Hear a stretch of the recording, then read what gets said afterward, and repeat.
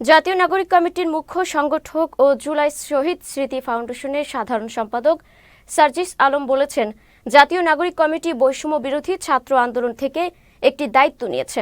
আর বৈষম্য বিরোধী ছাত্র আন্দোলন ও জাতীয় নাগরিক কমিটি কোনো রাজনৈতিক প্ল্যাটফর্ম নয়, আগামীতেও হবে না। শুক্রবার পঞ্চগড় সরকারি অডিটোরিয়ামে জাতীয় নাগরিক কমিটির মতবিনিময় সভায় কথা বলেন তিনি। সার্জিস বলেন, আগামী বাংলাদেশে যে সরকারি আসুক, জবাবদিহিতায় জাতীয় নাগরিক কমিটি প্রেসার ক্রিয়েট গ্রুপ হিসেবে কাজ করবে।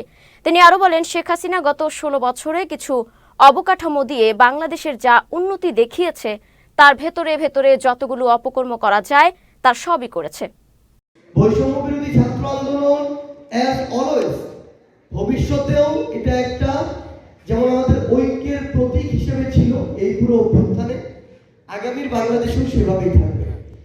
জাতীয় নাগরিক কমিটি এটা কোনো রাজনৈতিক দল হবে না।